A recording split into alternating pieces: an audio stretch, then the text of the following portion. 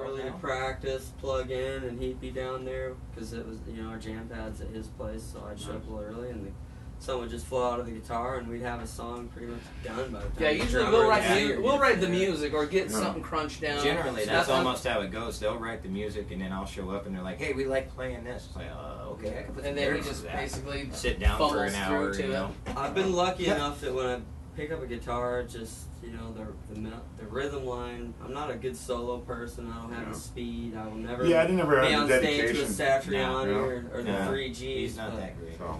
But phrasing, I understand phrasing. I don't understand how to take the note G and like play 10 notes to make the phrase G. I have no You know what I idea what mean? you just said right now, I so mean, that's how much I You lost me. I can't tell you music theory. I just I played saxophone as a kid, you know, through band and stuff like that, Yeah. and then, you know, I didn't keep going with it, so I didn't stay fluent in, you know, reading and all that. so I can sit there and figure it out, like, you know, like an equation, you know, but I can't play along with it. You know? So the circle of fifths is a good tool, but it's a pain in the ass to understand. Kind of, you know.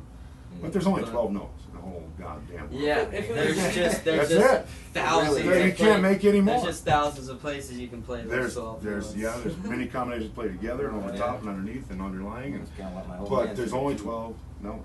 You can learn 4 notes. I know, and I'm stuck on 3. Hey, AC/DC's made 23 damn records, my friend. D, C, G, the occasional A minor. But I think a lot of people forget too that it's, you know, a good song doesn't have to be so complex. Most of them are simple. Because most people, like I said, don't invest in music. The average person doesn't divulge into music theory or why. So the more simple it is, the more people you're gonna connect with, just on an average, radio listener level or music, you know.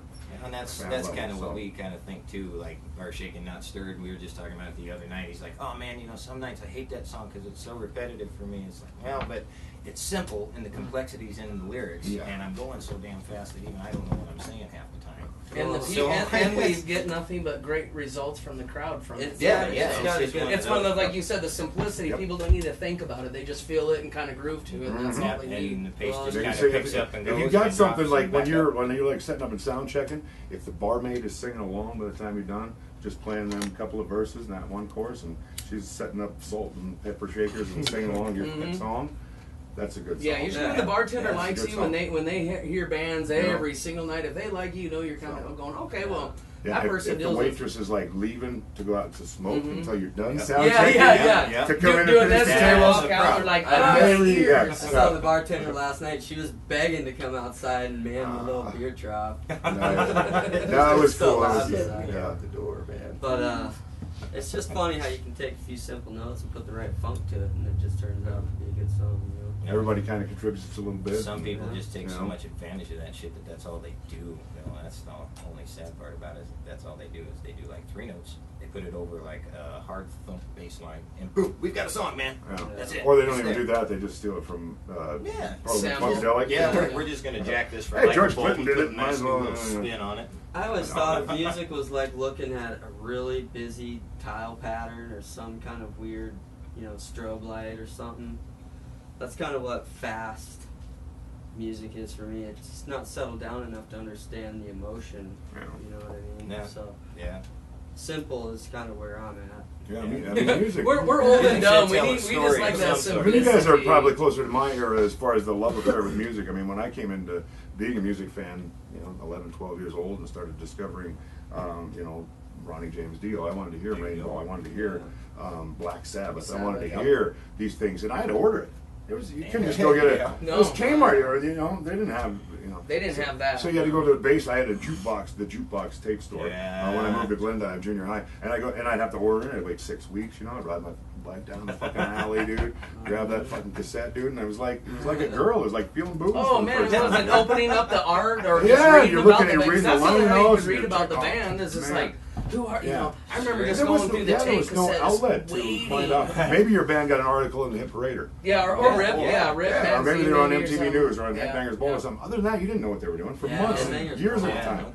You know, Headbangers Ball was about the only way you really got to see them in one time frame. That's true too. And then it just got terrible because then it was just pretty bands and not good bands.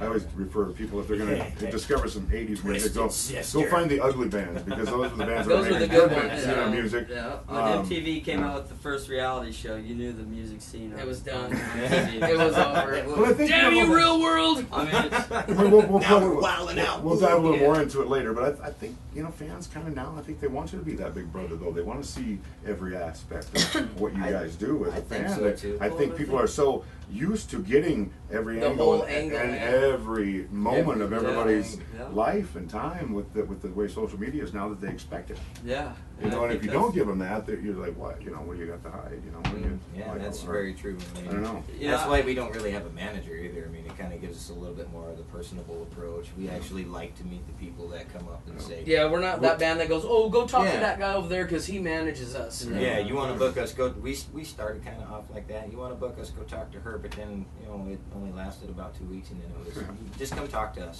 You know, come on up. I mean, I got one We're one a- time. we're a simple- I got one time that asked me to sign off on some trademark paperwork to trademark my logo, which I had already trademarked. And I was like, no, it's already trademarked, but thanks for trying. Thanks for Yeah. trying to make me pay you to trademark something already trademarked. Yeah. So, but yeah, let's intro some of the stuff here. Let's get into first song collectively written. First song first song collectively written. You said 5 were already written when you 5 came were in, already right? written. What's the That first I song had to collectively join. written? Yeah. What was the first song? Sweet Talk. Was it Sweet Talk? Yeah. Huh? I think it was Sweet Talk.